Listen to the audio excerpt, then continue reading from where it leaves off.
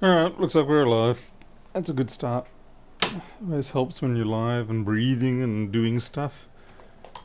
You're a shit screen, so you can just go in the bin anyway. I don't care if you're brand new, you're crap. Never wanted that screen.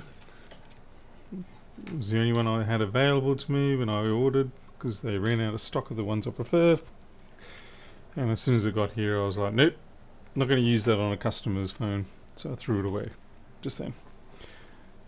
Hey, Rob Brown, Arnold, Vasco, Arnold, Gabriel, Christian, 3X. Alright, I think everybody's here. Okay, so, yeah, you watch now, it's going to override everything here. Hey, Ian. Basically, as you know, let's swing it out. Hey, okay, it didn't work. We have a compass sensor on the boom arm here, back at the actual axis, and it controls whether the open broadcaster switching occurs between the scenes. Usually, at this point in time, it's decided it doesn't want to work perfectly right, but that's a whole different situation.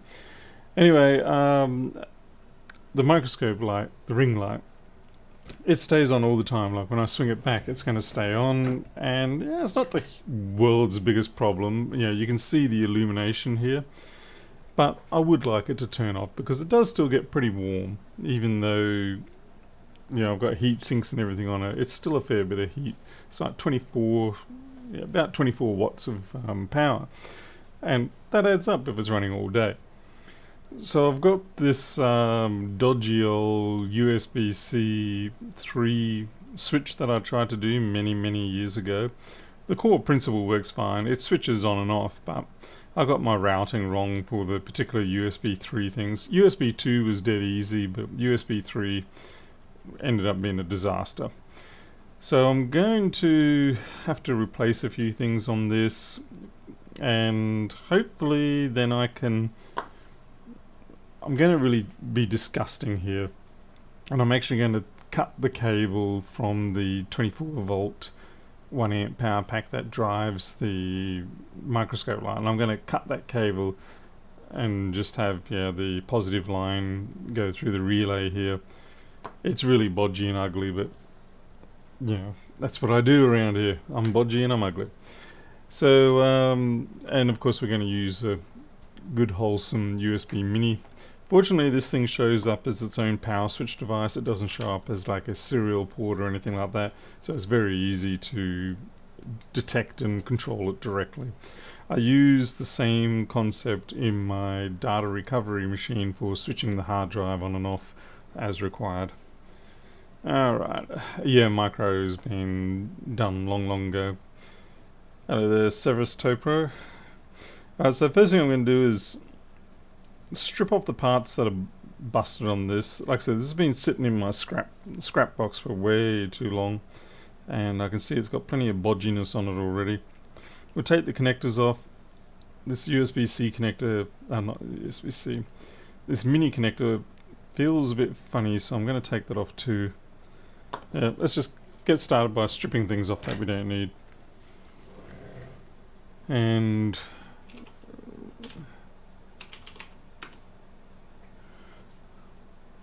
is this going to work? Come on. Come on. You lousy little...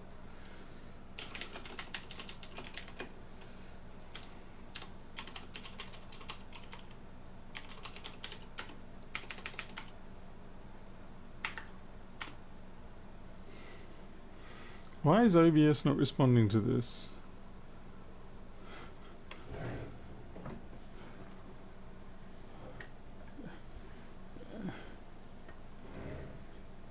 Naturally, the star of the show has decided not to partake today.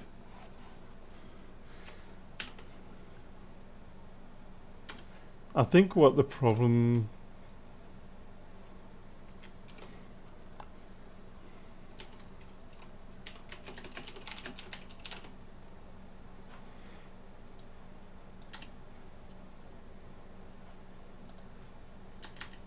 What the hell? It's not even killing the process?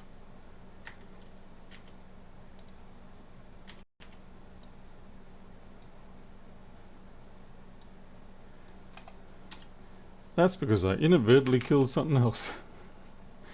Funny, funny stuff.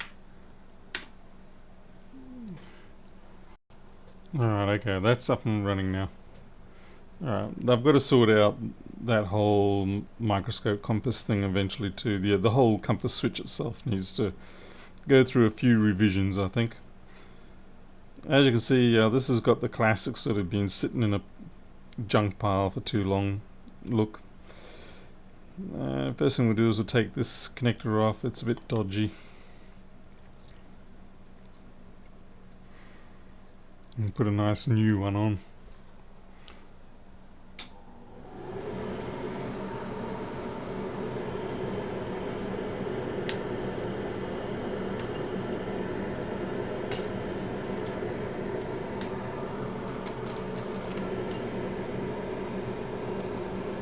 Hey there, Paul Hale. Yeah, I don't sleep much. I need to sleep, but I don't sleep. Which is not good. Every night that I don't sleep properly, I'm like, oh geez, you know, how much am I taxing myself?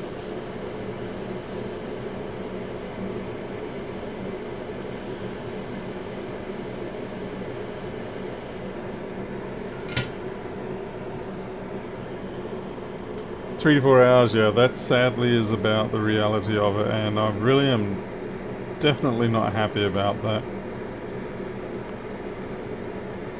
Right, this one's going to be a major pain in the backside because I've got to somehow desolder all this, and as you can see it's nested, oh damn, that's still hot. It's nested deep under the connector, so yeah. Not a big fan of these pin through situations. I could leave it on there, but it's pretty ugly. The other option I have, of course, is to actually... maybe I should just rebuild.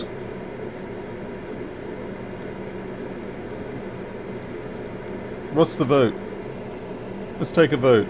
Do I try and clean up these connectors and stuff like that, work from the existing board, or do I build a new one?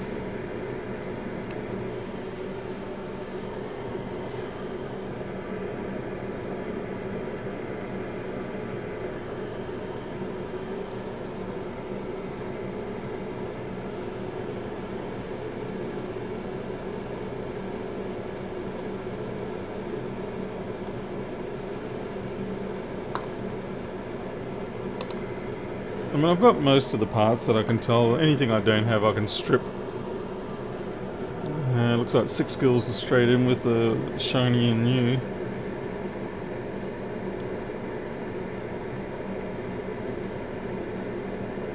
Fairly sure I can remember all the parts. Yeah, it looks like the votes are already going to be going for new. Okay, so we've probably got to... That'll be a 1K5, that'll be just protection diodes, 3.65.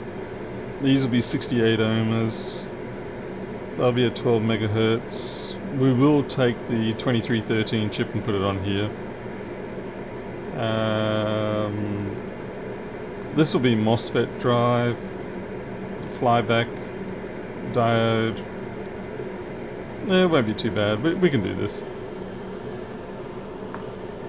But like I said, I will have to take the 2313 across. I might see. Okay, but so we're going to be guessing it here, okay? Lots and lots of guessing.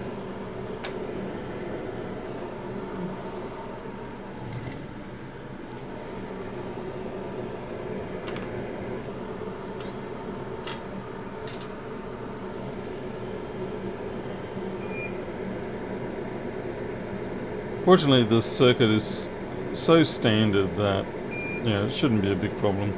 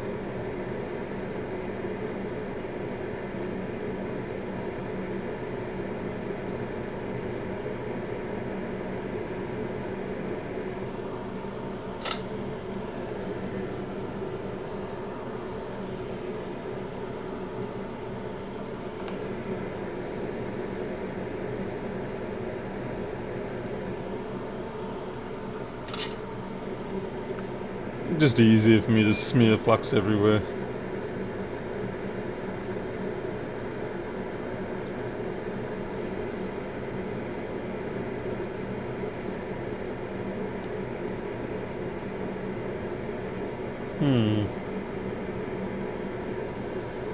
Kind of interesting. I don't have a LED for the gate drive to the relay. Not sure why.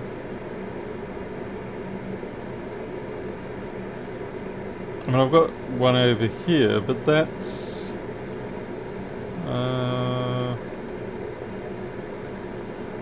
oh, okay. This should work, because that's a low side, I think. Oh, wait. No, it's not. No. Ignore me. Is this the same? This is a different board, I just noticed. Yeah, this is a different board slightly. This is USB 3 device switch, and this is USB device switch V2.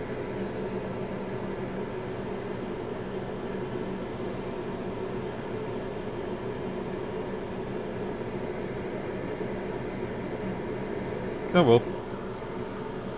Let's get rolling.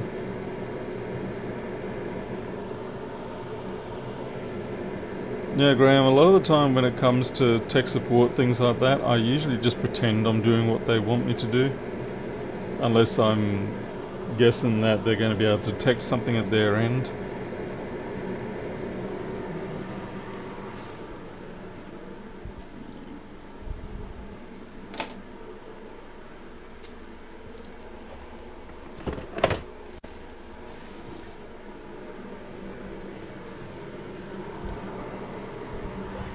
Because you know that they're just going through their checklists, so you're just going through your checklist response list.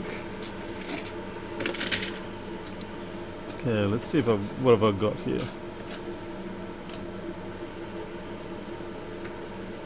Yeah, it looks like I've got lots of USB related stuff here, so that's good. We've got the 68s, we've got the 1K5s.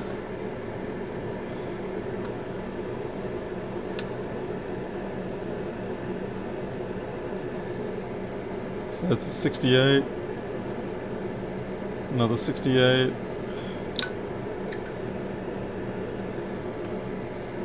and a 1K5.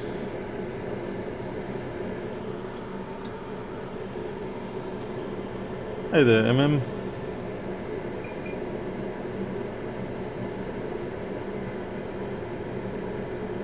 That's terrible, Paul. Damaging the chip, why not?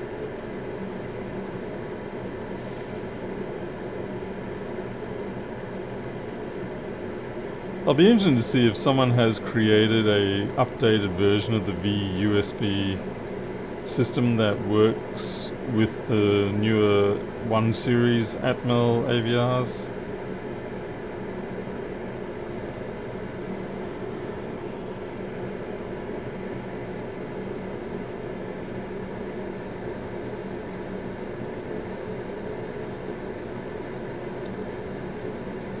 I want to use this micro pencil, but it's just not strong enough to really handle 603.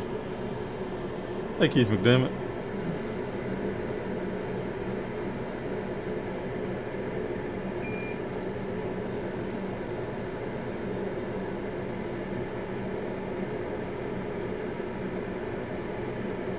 And this here will be something like maybe 100 ohms and a 10K across there. Fairly standard MOSFET biasing.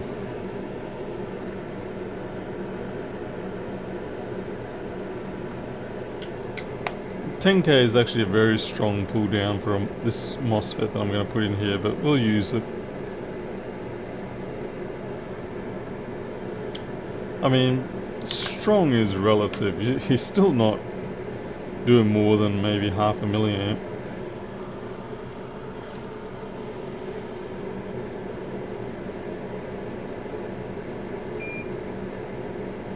But it does mean there's pretty much no chance whatsoever for the relay to accidentally get turned on. And looks like that diode's a bit of an overkill for this. Oh well. Actually, I think that's a... Yeah, I think that is the wrong kind of diode. It's more of a Schottky. Schottky is not really an appropriate diode for a flyback.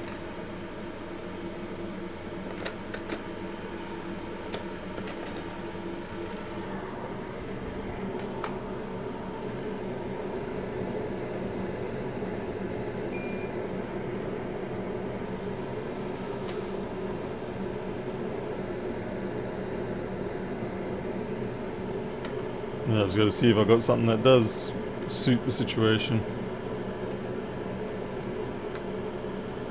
Iron 4004, that's a colossal, absolute monstrous overkill. Yeah, it's too big for that really. Yeah, I'll stick it on there anyway. But I think I'm going to have to hot air it on to get it to sit nicely.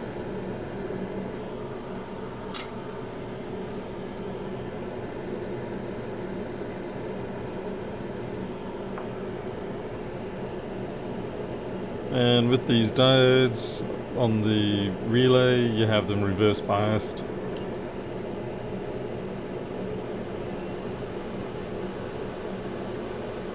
Oh, for flip's sake.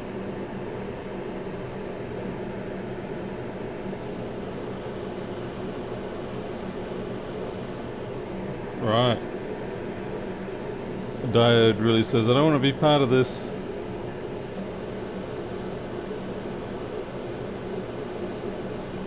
And I say, you got no choice.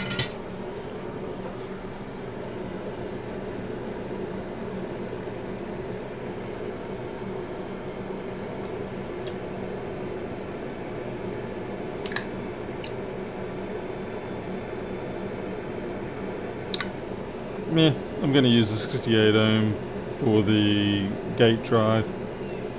The main reason why you have a resistor on the gate drive coming out of the microcontroller is because when you're driving a gate on a MOSFET, it's effectively, for a short time, it's like a short circuit because it's effectively, it's a capacitor. When you're going from a fully discharged gate and you're trying to turn it on, then for all intents and purposes, to the microcontroller's output pin, it looks like it's feeding into a dead short for a moment. So that's why you put a small resistor on the gate drive line, just to try and avoid thrashing the poor internals of your microcontroller.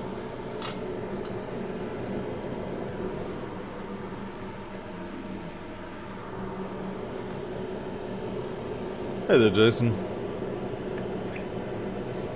Let's see, 303 is excessive. We'll use, yeah, oh well. I was going to use an FDV 337, but I've only got 303s. There's no real problem in using a 303 other than the fact that it's just a massive overkill for what you really need.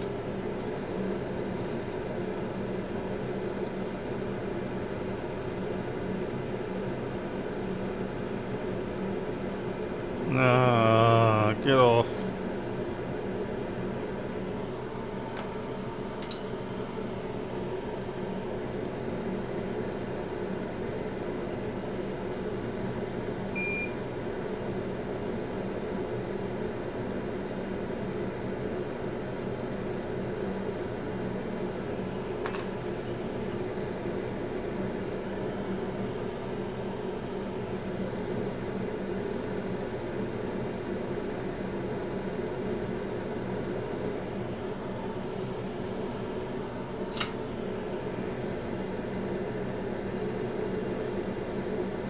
Oh, we need a 10K up here.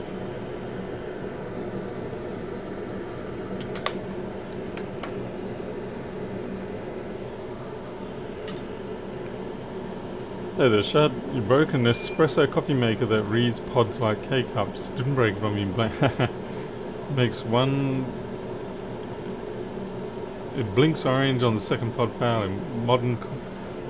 Wow, people using... I just still use a plain old drip filter machine, percolator, whatever you call them.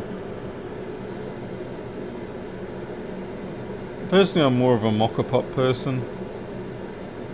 I like the stovetop one, but it's fairly inefficient.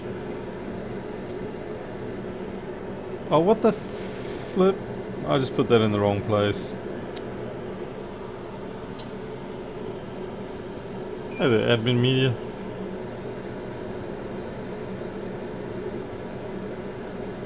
French press I find often doesn't quite give me that bite that I want. A French press is kind of nice for a lazy Sunday morning. But I find on a hectic day I just don't quite feel like I get the bite I want out of a French press. Even when I'm using when I'm being naughty and using the espresso grind on it. Obviously not so fine that it goes straight through the French press filter, in which case you definitely get some crunchy bits. And you try to avoid getting crunchy bits.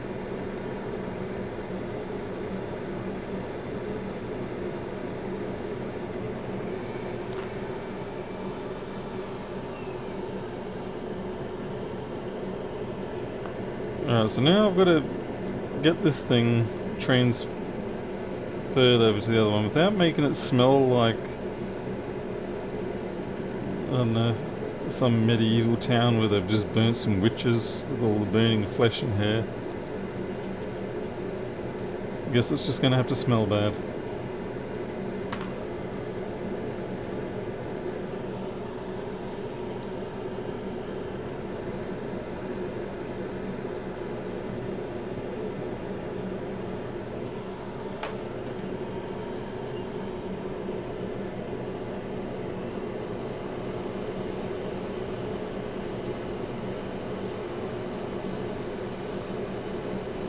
I also don't want to melt the relay too much, but I think I'm already doing that.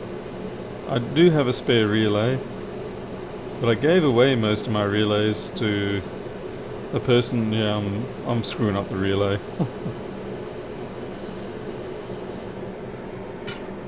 I mean, it's still functional, but it's now damaged. It's damaged goods now.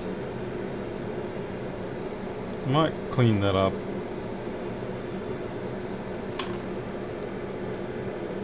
It's crazy that these AT Tiny 2313s are still so useful. They're a pretty old chip now, but they're still very much in use. But I suppose when you think about it, there's still plenty of people using the 6502s or is it 6205? Whatever. Z80s, 6805s, 68HC11s, things like that. So just because something has been around for a long time doesn't mean it's no longer useful. What it does usually mean is that it's well and truly tested and dependable.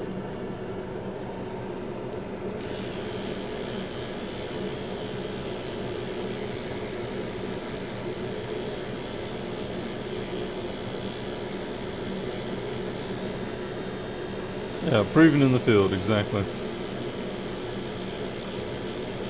I don't know if things like the 2313s or such will get to that status, but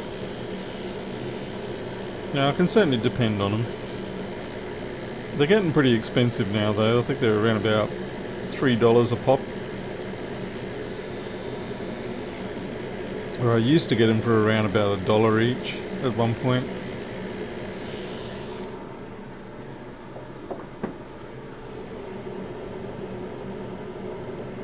Hey there, Godfrey Allen.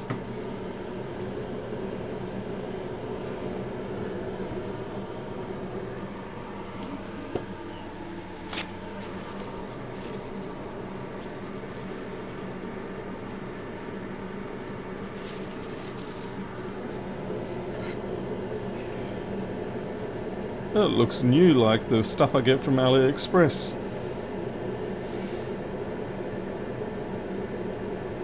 Where when they say new, they mean newly removed from the board. And I've just gone to put more damn hair on this thing. Tiny 16. I like the tiny 212, 412s now. Other than that, my mainstay was mostly the tiny 13s, 25s, things like that. I think the tiny 2, 4, 8, 5 series was an excellent series. Particularly the fact that you could do so much without even requiring crystal.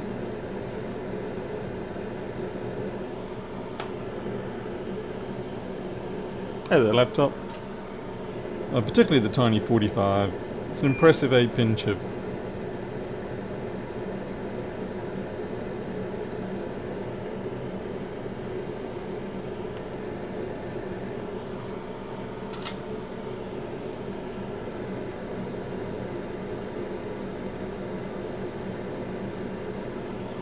But in a lot of these cases, you pay the extra for the existing chip simply because you're paying for what you know. The one-off cost of that part is far less than having to relearn something.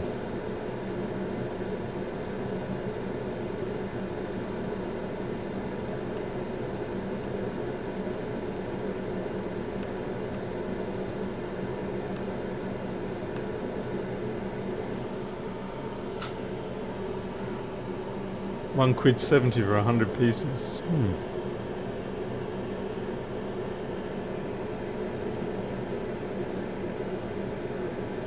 The only reason this has this does have its own internal RC oscillator, but because we're doing USB, we need our 12 megahertz resonator. Oh, flippity flip! Workplace health and regulations are going to be on my ass now.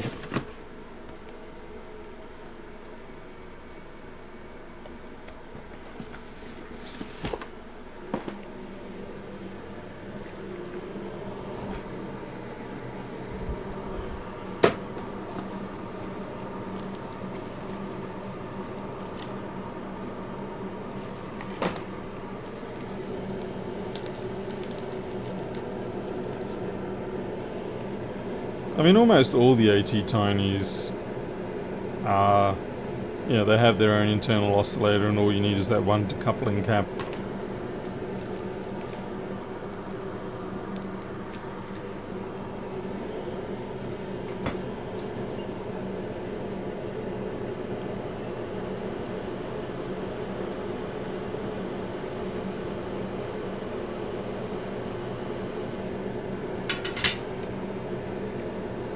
That's good.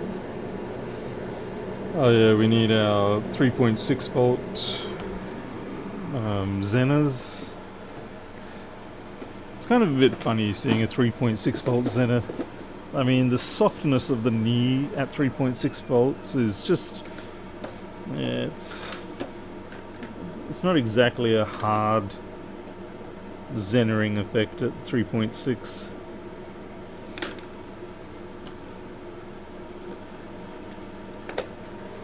More like it's like, yeah, all right, okay, I'll try shuffle away the excess.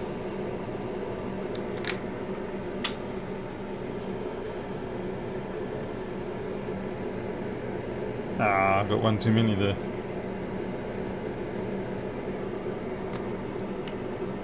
I've got Zeners down to 3 volts. The other problem with Zeners like this, because they're not like the TL431s or anything like that, these are just plain Zeners, they get severely affected by temperature too.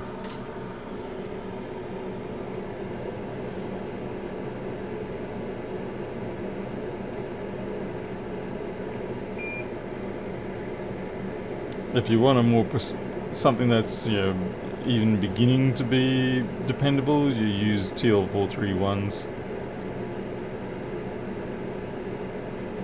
The TL431 is a beautiful little 3-pin chip. Well, you can get them in bigger packages than that, but the things you can do with that chip, it's very impressive. It's kind of like with the 555, you get these pages upon pages of neat things that people have worked out how to, how to make the part do some crazy, interesting things.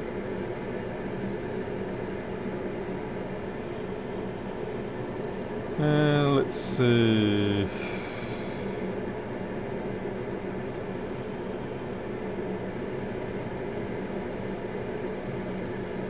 Guess I better drop a couple of caps in here.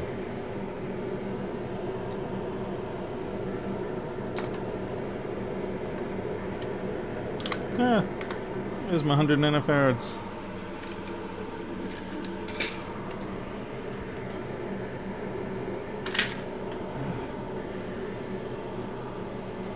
I went into the workshop and I managed to find one of my old reels. This one's got probably 200 or 300 of these left. These are 16 volt 100 nanofarad X7R 603 size caps, so they'll do the job nicely. I'm kind of scared to open up some of the boxes where all my other reels of components are. I think I probably should just throw them out at this point. I don't know, man, resistors don't usually go off that much. I suppose I should sample a few and see if they're any good. Certainly things like 10k, 1k, 100k, the usual decade stuff I've got squillions of. I've also got a whole lot of obscure arbitrary values. The sort of thing that you really can't do any real building with.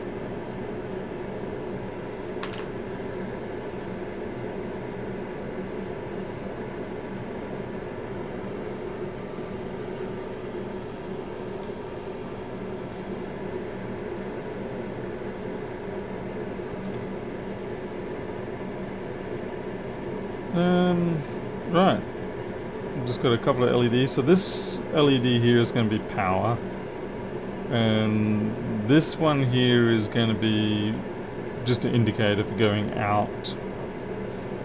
It's kind of silly, I don't really need to put anything here, because when you think about it, it's the ring light turning on is going to be our indicator. So we'll do this one here, but not bother with the other one.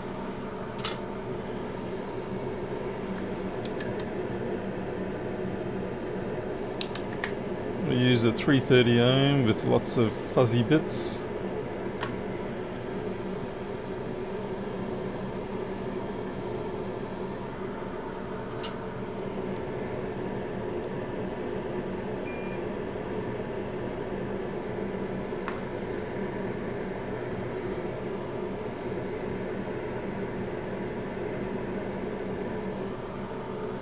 Now, the ever critical choice. Which LED to use? I think we'll just stick with our wholesome yellow-green 805s.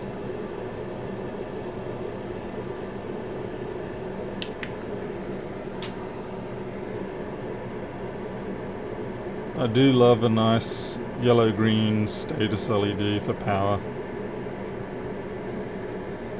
It's comforting.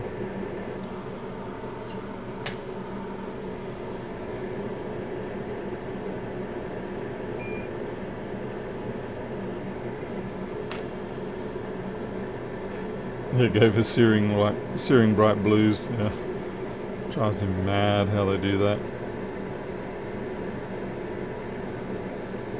That does not feel like that actually wicked, but I guess we'll find out. And we need a USB mini connector.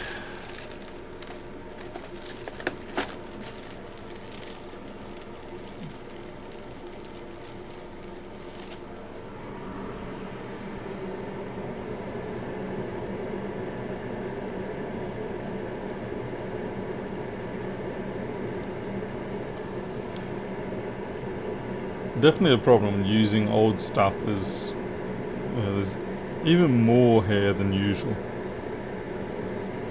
If you're wondering why there's these terminal points here, it's because I wasn't sure whether I'll have a direct connection like this or whether I was going to have a cabled connection.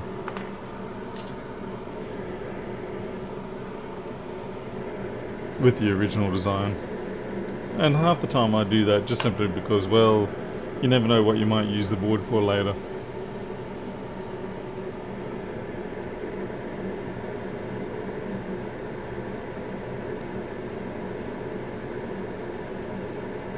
That's a terrible connection.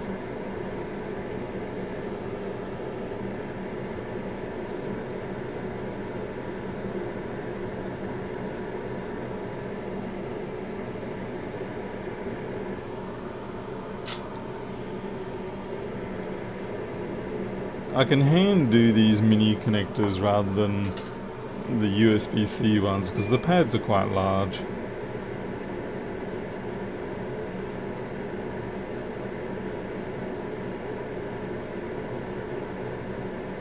Yeah, that was a dodgy move.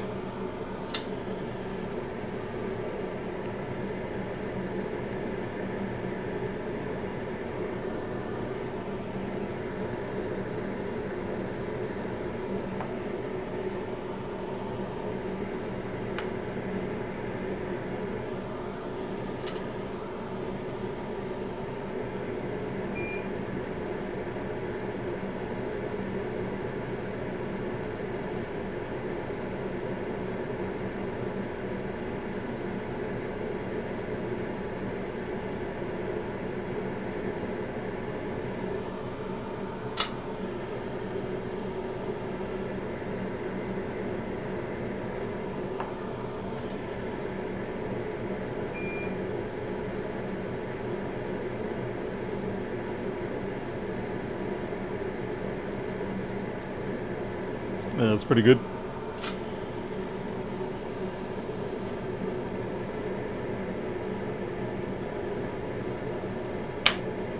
Let's see.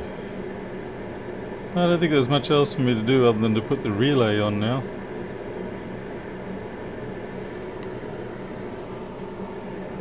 Gotta make sure I get that relay in the right orientation.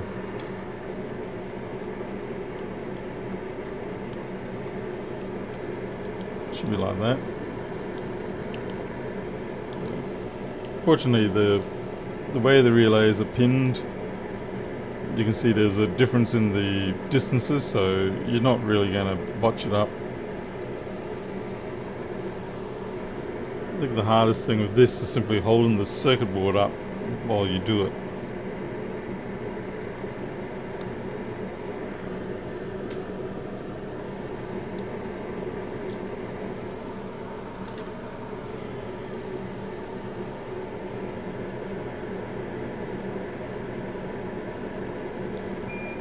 So you got to peg one down, and then once you've done that, you can do the rest quick and easy.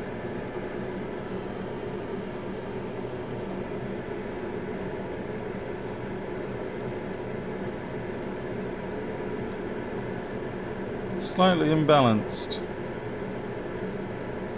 making my life hell.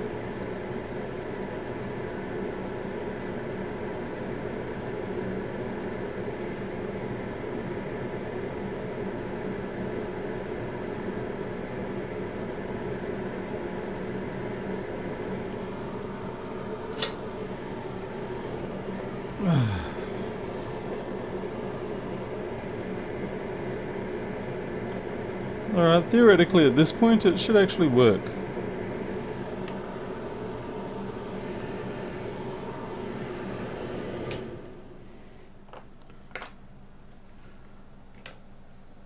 If I plug it in, we should see it show up as a power switch. We've got the green light, so that means everything's good.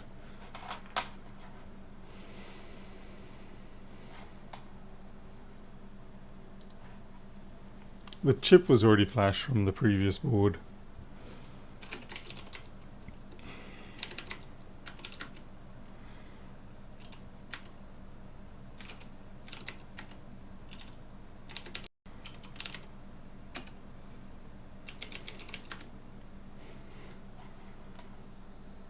Okay, it seems to think port 1 is on already. what I'm going to do is I'm going to put the relay up to my microphone and hopefully we can hear it click.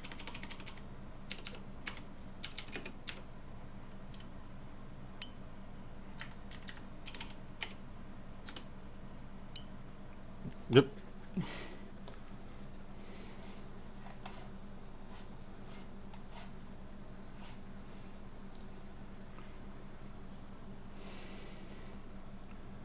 Okay, so now we have to wire in the power brick. But I might just wash the board a little bit first, it's a bit icky.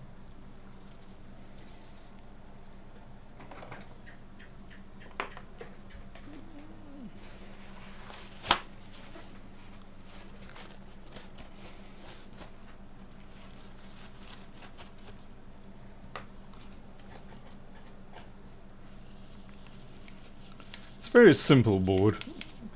There are simpler. There's a, if you go to AliExpress, they have, oh man, that flicked me in the frickin' eye.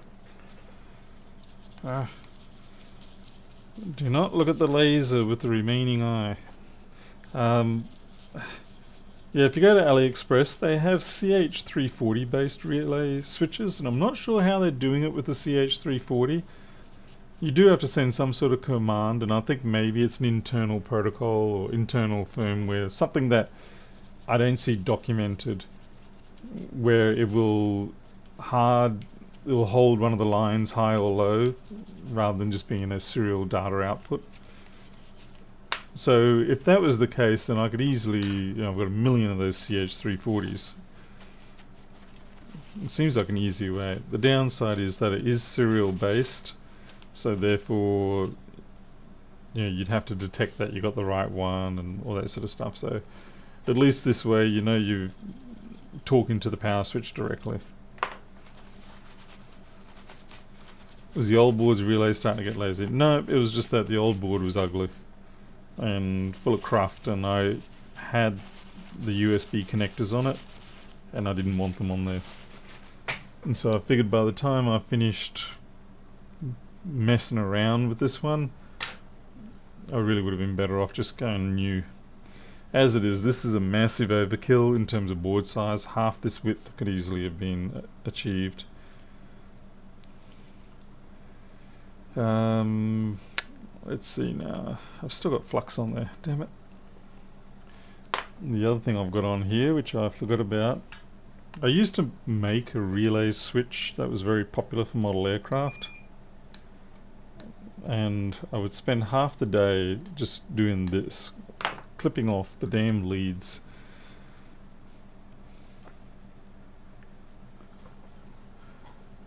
I fear I may have to enter into the realm of that sort of insanity once more soon.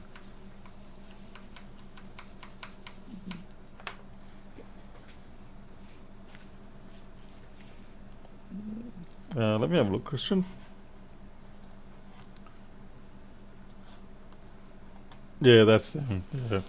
Those ones are CH340 based from what I can tell. Yeah, they are. Yep. So yeah, they give you the commands to issue, but when I look up the CH340 data sheets, I don't really see it listed anywhere. Maybe I just haven't read it enough. Wouldn't be the first time.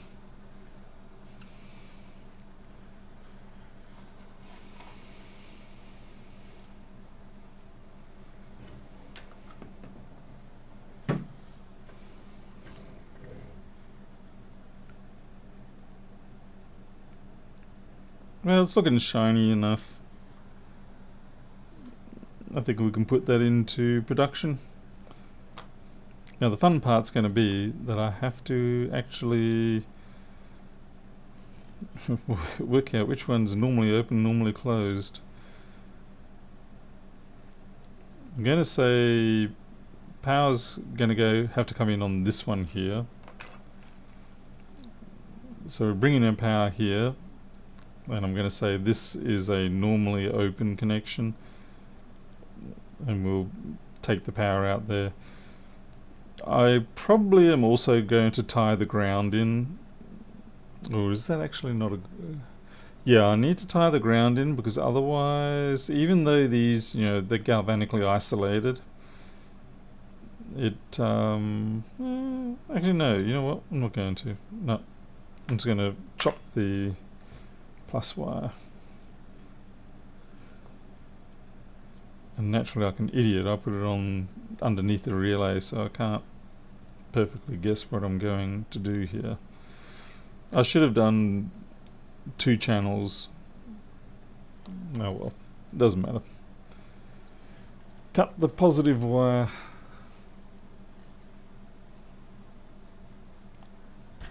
So now we are going to lose the microscope light.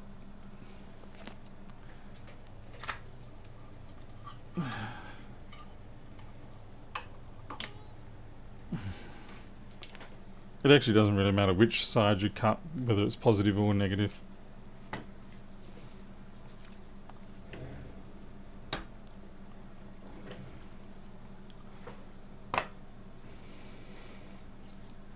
So I'm going to cut it around about here.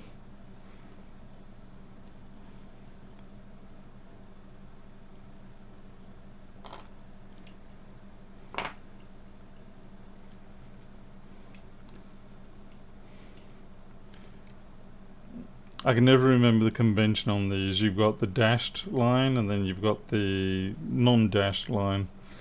And I just never remember which one's going to be positive. But like I said, it really doesn't matter in this situation. Ow.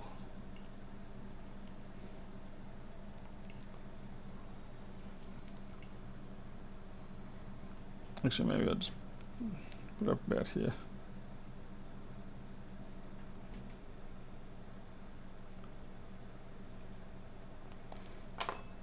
This does not want to split.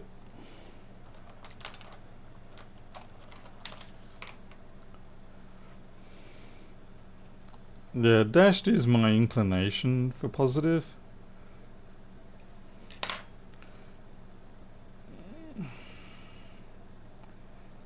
I feel like I've been caught out by assuming that in the past. Okay. That was actually surprisingly more difficult than I expected.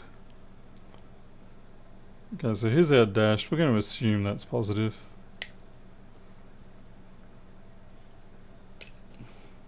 Some very inappropriate way of stripping wires using side cutters. It's not actually the proper way of doing it.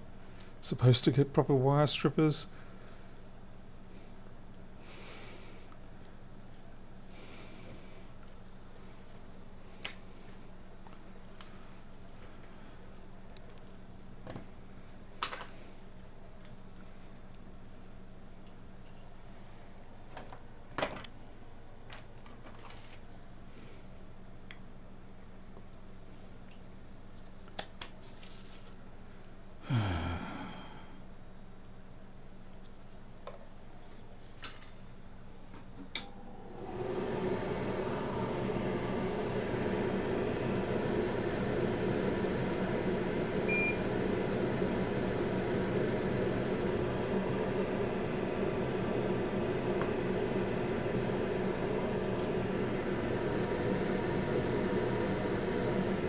Feels very strange to be soldering without using the microscope.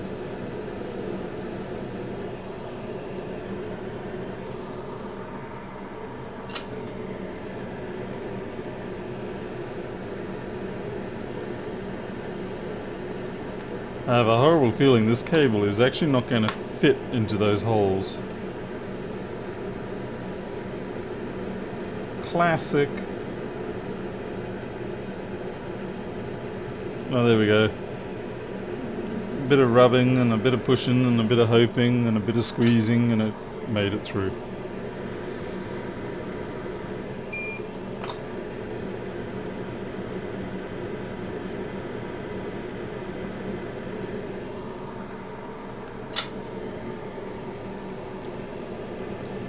Hey there, Broms.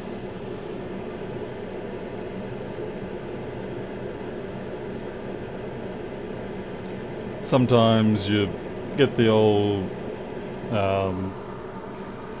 long nose pliers out and try and round that profile a little bit to get them to go in.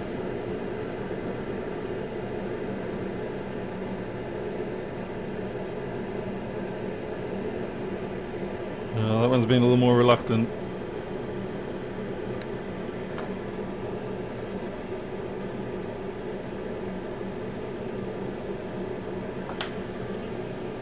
Yeah, very snug fit.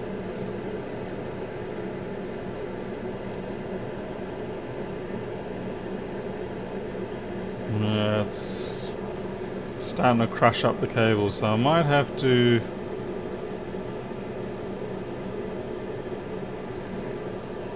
reflux, reheat.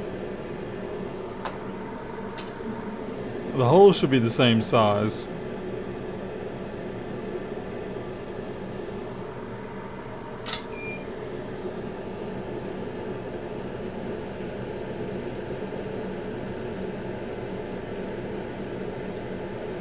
Or maybe they're not. Alright, well that's no problem.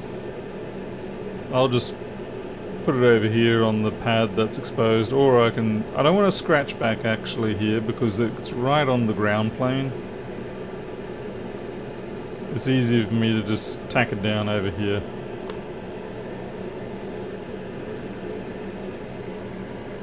I just realized the holes in there would be slightly larger because that's for a USB type B connector. This is a USB type A connector.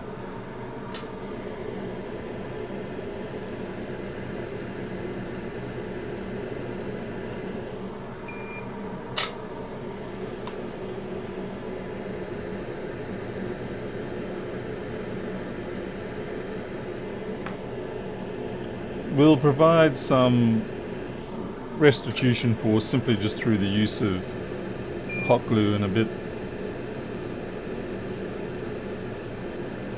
Okay. Remember, this is Bodge Town, so yeah.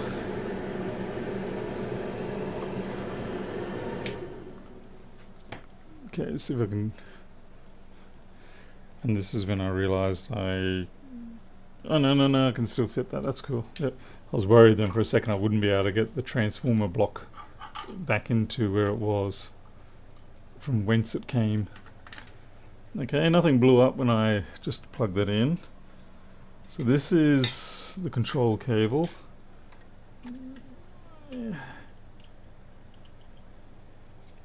Let's bring the microscope out.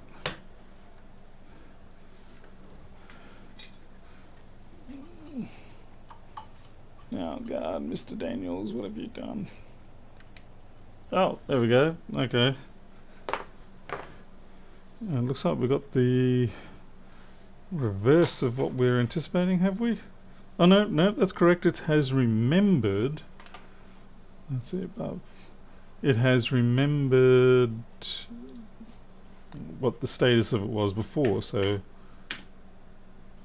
hey, turn it off. Turns it on. Excellent. That much works.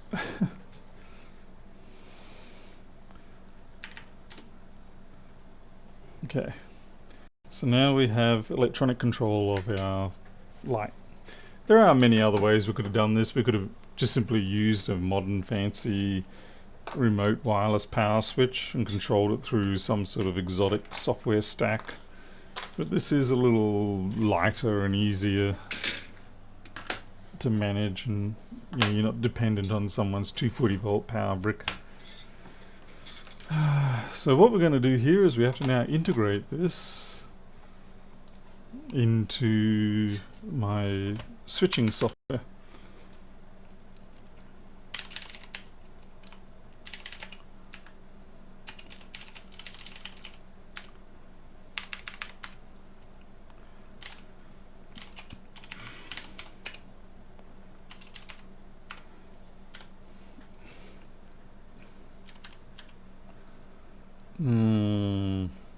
And it looks like I've naturally made things a little harder for myself.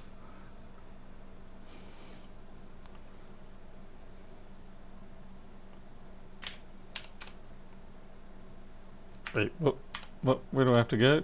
Development compass, okay.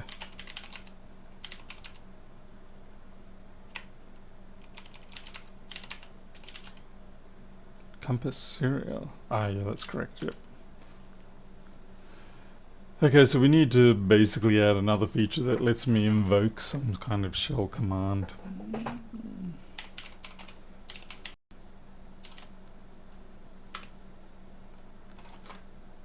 Okay.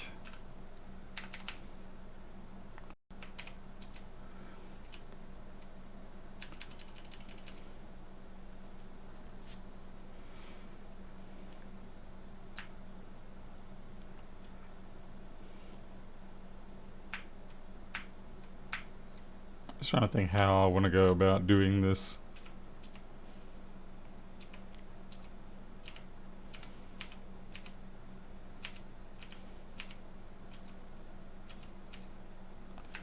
I guess the first thing I want to do is see, I can make it very specific so that it is strictly going to be running something for on or running something for off, but it'd be nice to make it a little more generic.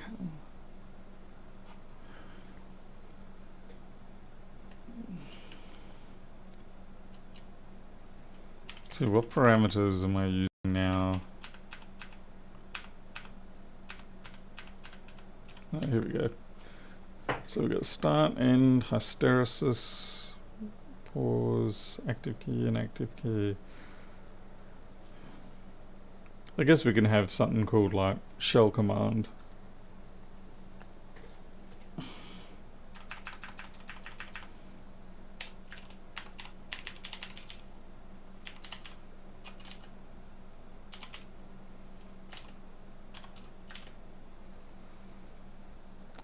Okay, Paul, take care of yourself.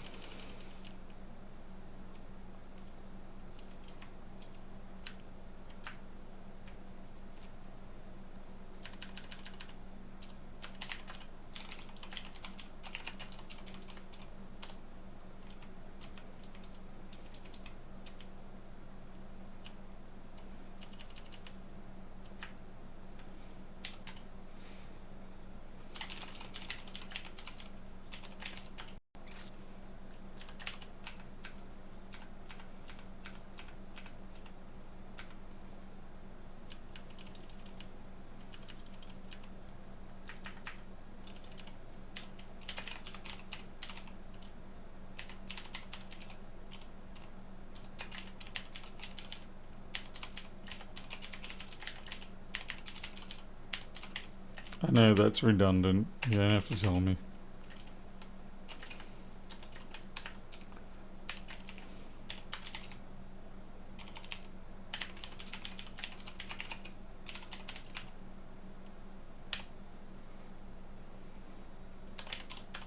Things like these static strings should really be defined elsewhere, so that if you change one, it changes both, because otherwise you can accidentally change this one and forget to update this one, and as a consequence you get a bug. Okay, so that's shell command. So what I'm going to do is I'll pass to the shell command a parameter that will indicate whether we're doing a in or out state.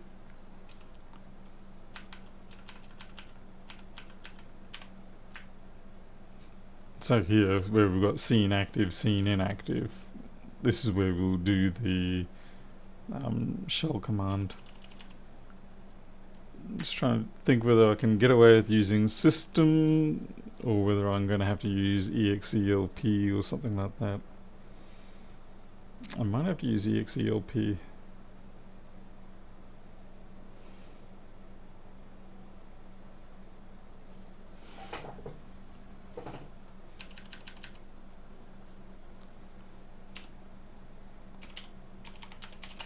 If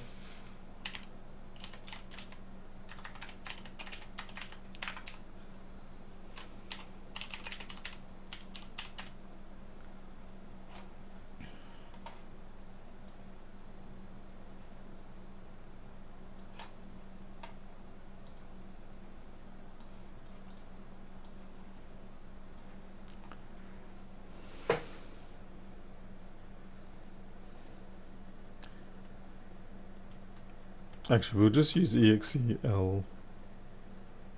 Yeah, exel.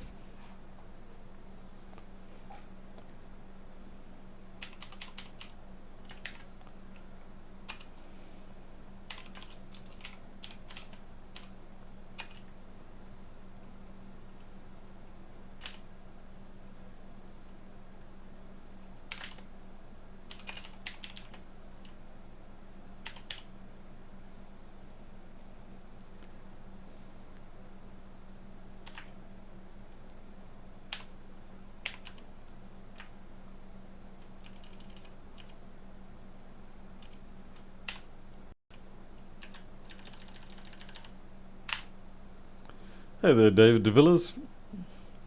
That really should be David de Villiers.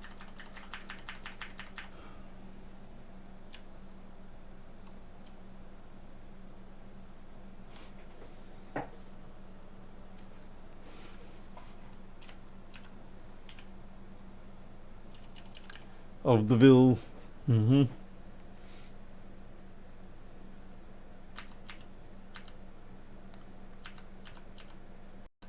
I need to go wash my eye. You know when I got that splashback, it's still kind of stinging a little bit. Be right back.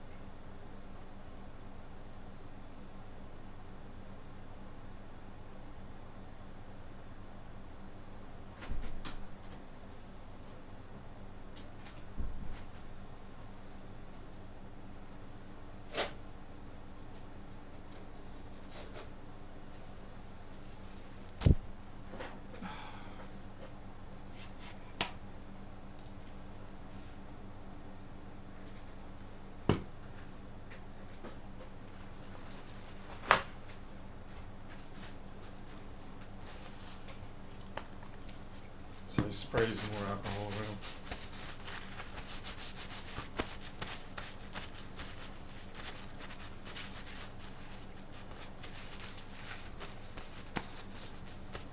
The other way you could do this is instead of trying to invoke an external program, you just simply put down a state flag somewhere, or a status file that says whether we've got an active or inactive situation, and then you have another program that is constantly checking that file and it reacts accordingly. So that way you sort of allow this to be a very generic program. But at some point you've got to stop making everything so generic. At some point you've actually got to make it specific to the task.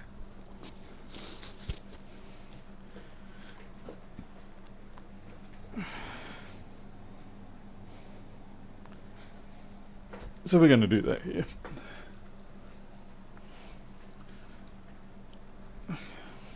No, can't wear those glasses for that.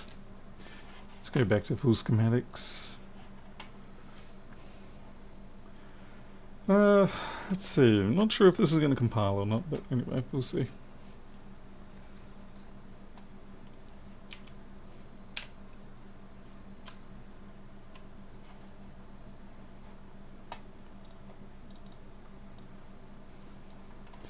Now, I'm kind of hoping that whatever we invoke actually returns. Because if it doesn't, it will just stall the whole thing. Okay.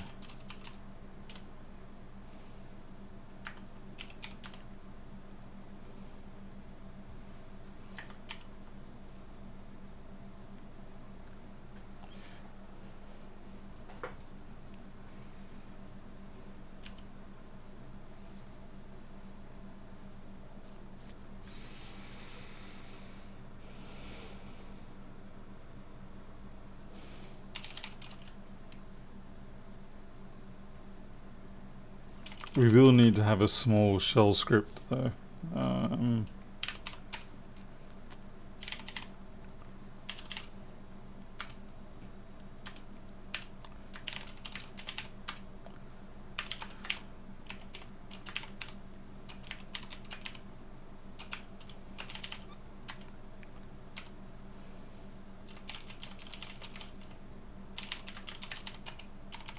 Power swing, jeez. I can see we're going to have a permissions problem already.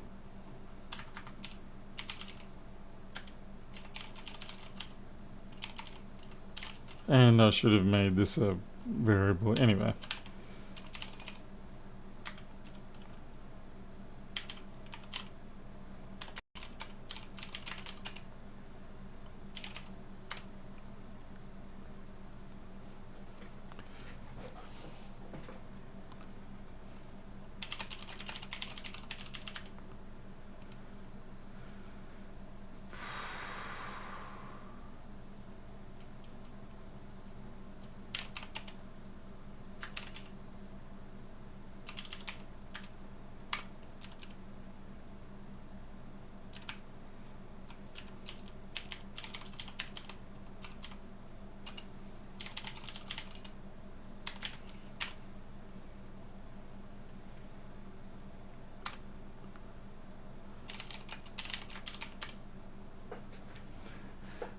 Okay, I don't think this is going to work, but we'll see.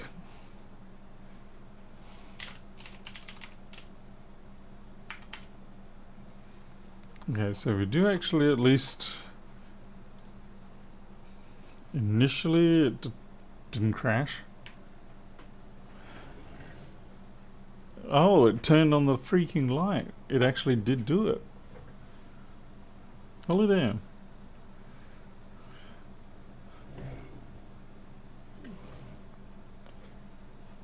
But it didn't turn it off because there's an error in the code. Hey Jim. Unexpected operator. Yep, no kidding. Oh, I know why this is doing what it's doing, because when you invoke exe, when you invoke the exe command, you're supposed to pre-fork because they basically overlay your current program. So once you run exe, your old program dies. So I actually need to fork before I do that. I knew I was missing something simple there.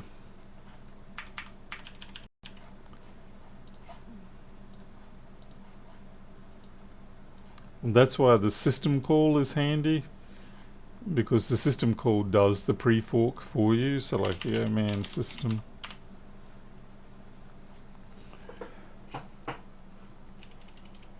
So as you can see, the system library function uses fork to create the child process and then executes the command.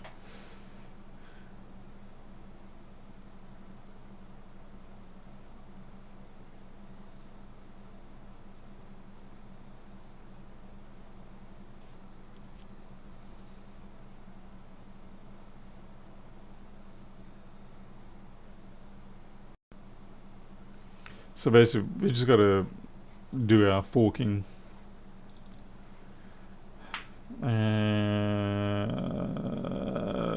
Yep. I should know this well and truly off by heart, but I don't. I know what I'm trying to do, but the actual specifics of it.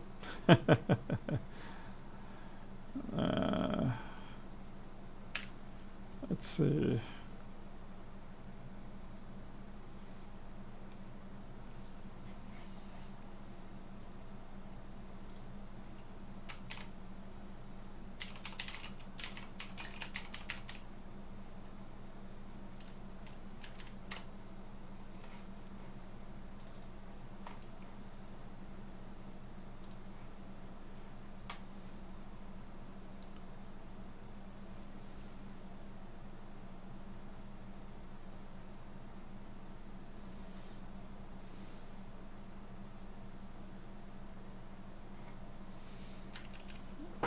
I really should just put this in its own separate function.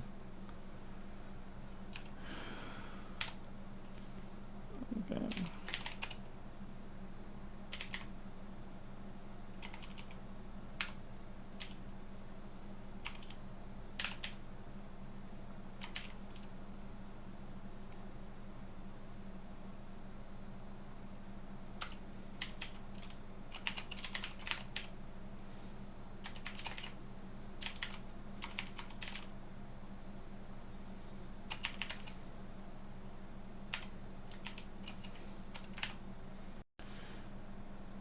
I can sort of... Okay, 0... Actually, no, that's not right. 0 just means it's done its job.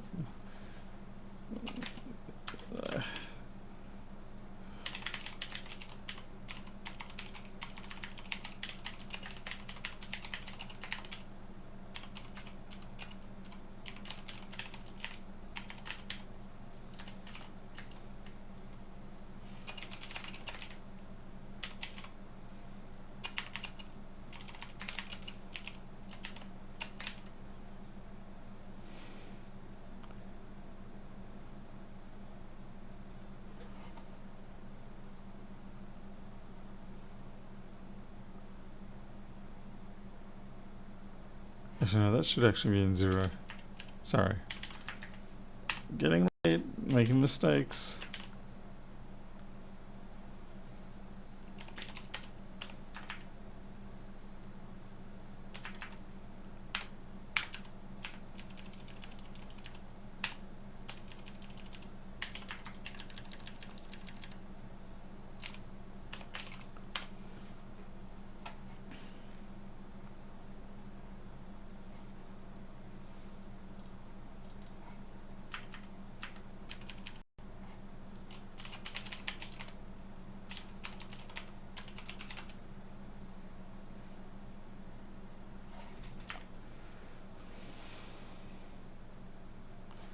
What's this? Unexpected operator.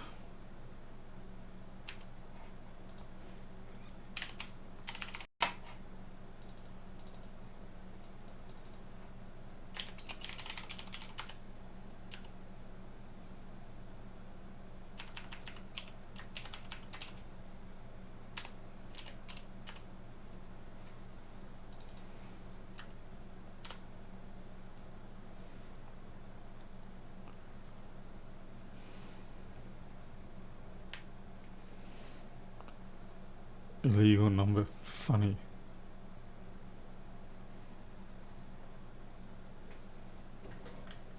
Another illegal number. Okay.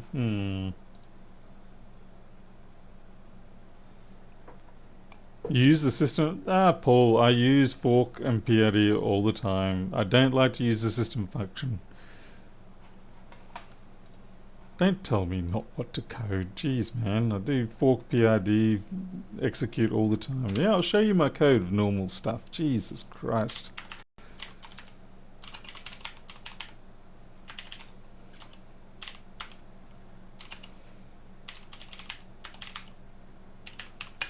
The trouble with the system is it doesn't handle the things that you need to handle most of the times.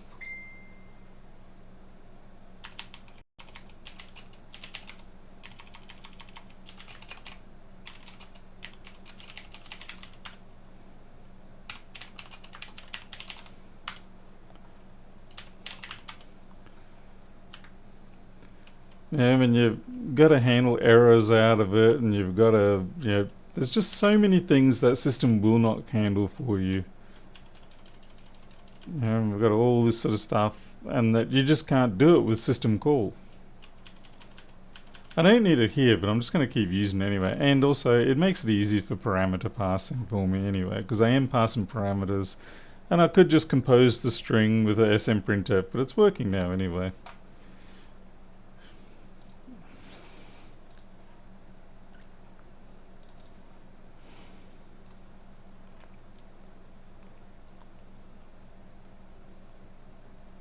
And now you've all thrown me off my scent.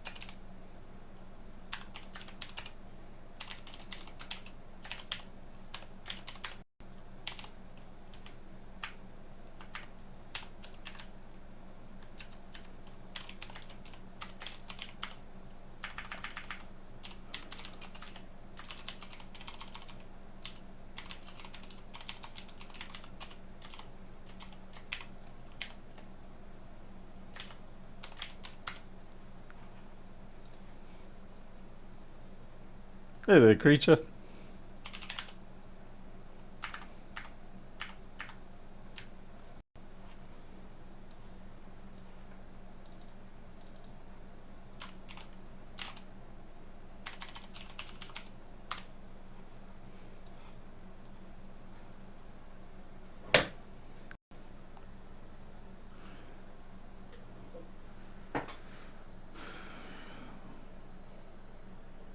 Hey there, Mark 2.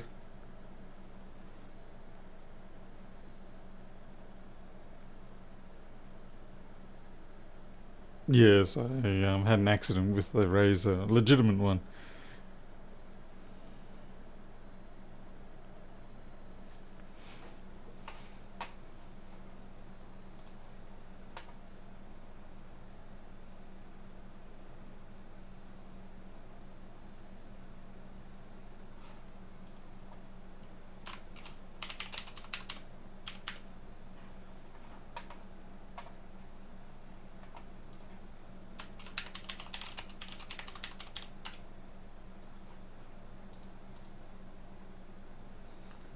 It was 1 o'clock in the morning.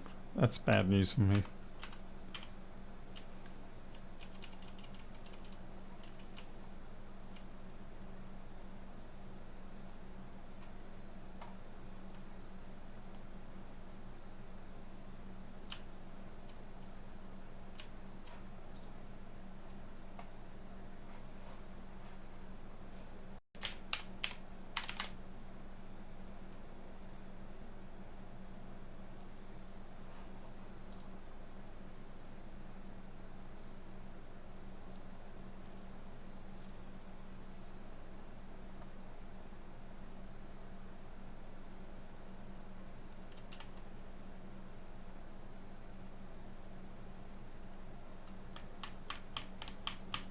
Oh, oops, sorry, folks.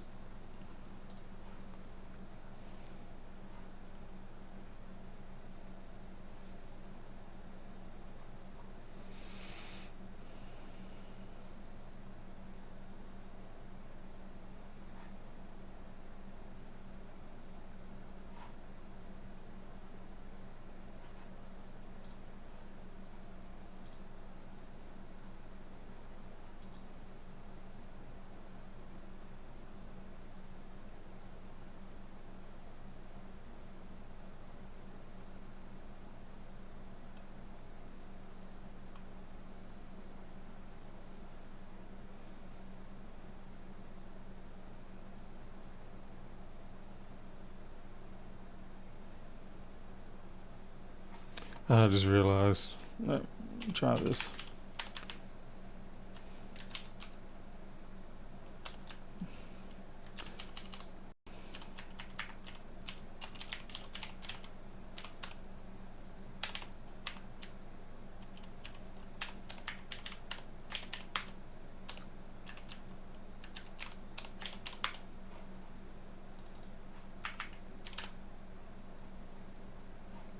Lies.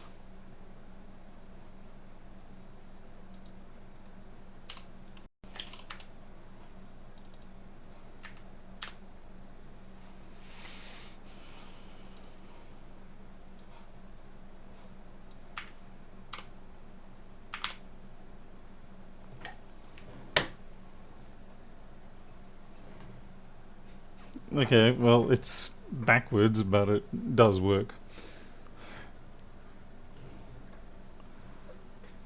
You see, it just turned on there. Okay, so we're working, but we're backwards for some reason.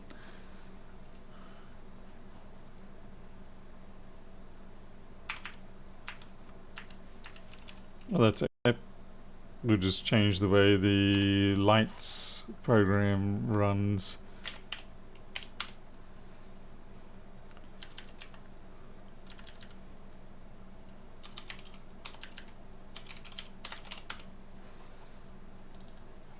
The nice thing is... Okay, so that's staying on when it's out. And it switches off when it's off. That's it. It works. Forgot with the EXEL type things, you got to put the... You put the binary that you're invoking, and then you got to put the first, the 0th argument, which is the name of the binary itself. So anyway, that was the only little hiccup there. Pretty good by 1 o'clock in the morning standards. So yeah, that's, well, what can I say? It works. Stick that there. You can see that the light is off. You know, there's no light coming up there. And at some point it should, boom, comes on. Which comment?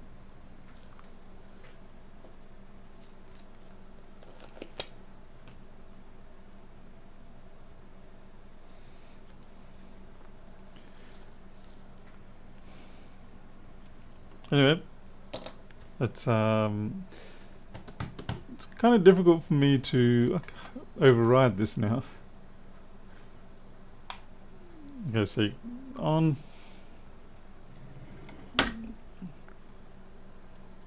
Off. Perfect. So with a compass this works only until the Earth yes, that's right. But by then I hopefully should have a parameter in there that'll allow you to determine, to set whether the magnetic poles have been reversed or not.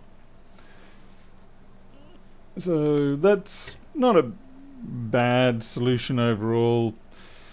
I mean, the most ideal thing would to actually have something in the ring light itself that would maybe be wirelessly programmed or stuff that you could just sort of, it could do the switching actually on the ring light. But this is a perfectly acceptable solution, and it means I don't have to, you know, burden up, because that ring light is also, it's running one of those aluminium PCBs, so you have a very limited amount of routing capacity on those. Yeah, Bluetooth. No. How about blue finger? Blue finger for the Bluetooth.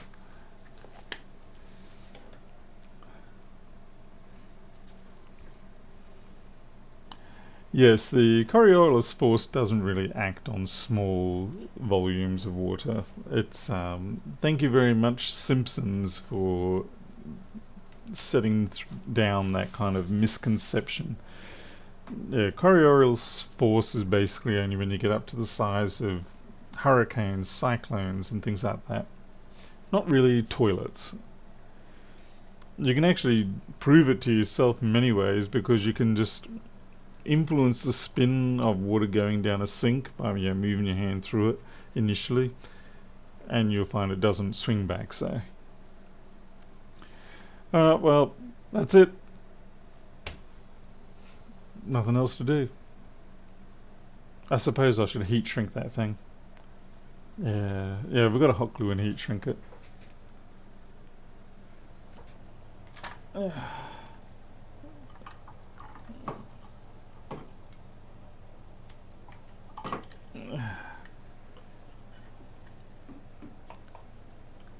Too bad the cable's a little bit short overall. Oh look, we've got a cobweb already. See, this is where you got to protect it.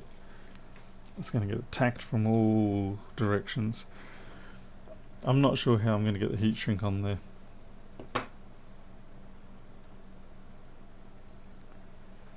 I suppose if I undid it from my cable loom, but I really don't want to do that either.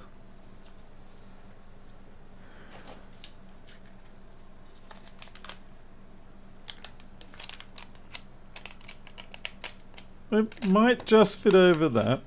Yeah, it might just fit over that. If I take this nubby out and we cut it to around about there.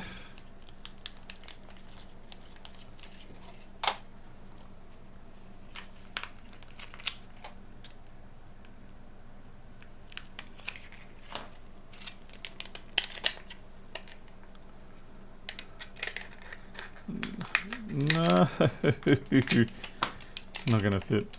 Damn it. Ah.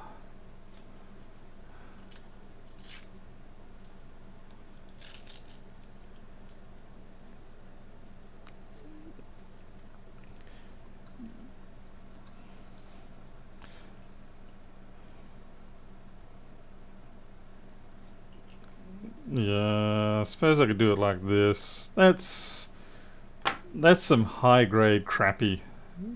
That's really high grade crappy. I expect that only from the likes of Creature. Now I've got to find my big chunk of flippin' what do you call it? Big chunk of hot glue.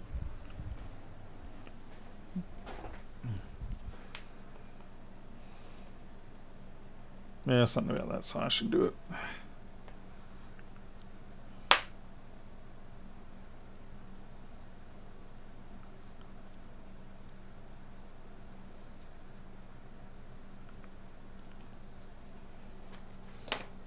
Okay, maybe that's a bit of an overkill. Maybe not.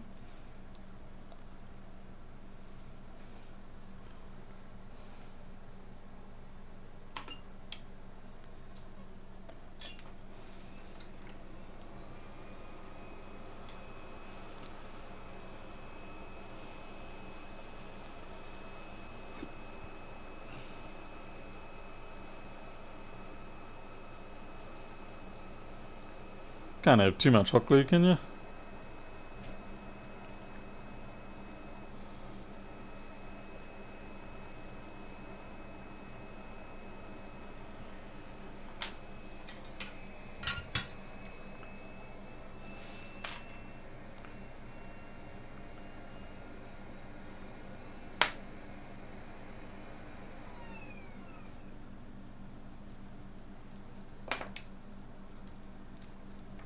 I mean, these are actually big chunks of hot glue. And it's all over my fingers now.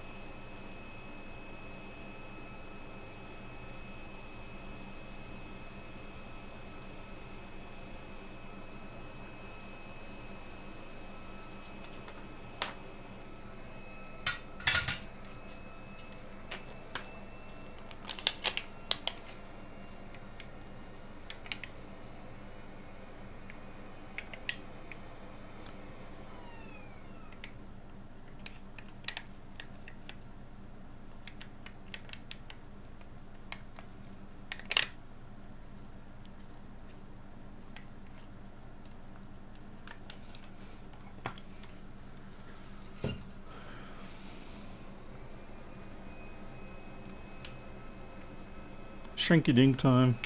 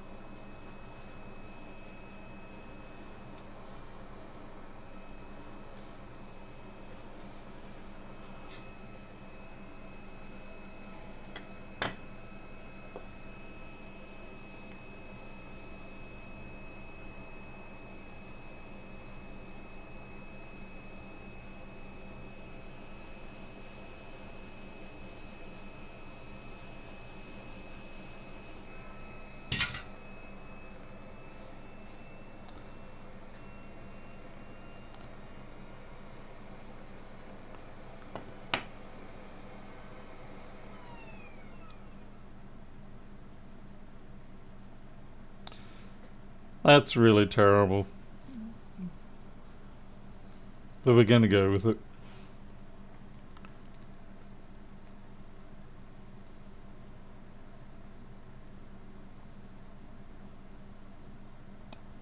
I'm just waiting for it to cool down a little bit before I let go of the twist.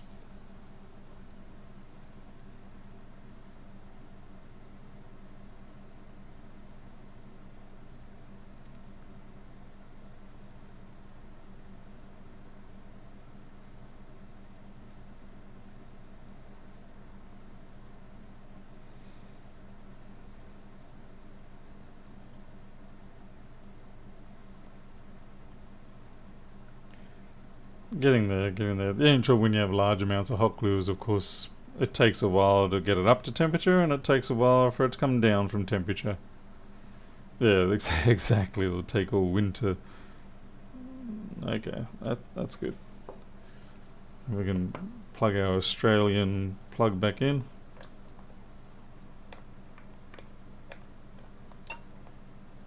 If I can work out how. Oh man, I'm pretty sure it goes this way. There we go. Yep.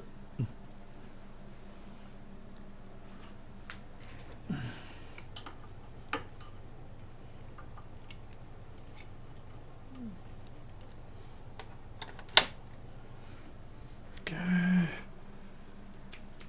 USB cable. I'm going to route this around the back. Since now it's a properly certified piece of bodge, it gets the honor of being routed through the system. Okay, that's all in. Let's see if it goes. Aha! Alright, that's all working. That actually makes me quite happy now. Yeah, it's nice to have equipment that magically just works how you want. Alright, I'm out of here. Thanks all for watching. Sorry for yelling at some people. I just sometimes get a little bit short because when it comes to programming, I'm the programmer, and that's all that matters. And if I do it wrong, that's on me. Anyway, appreciate the help. I'll see you all later.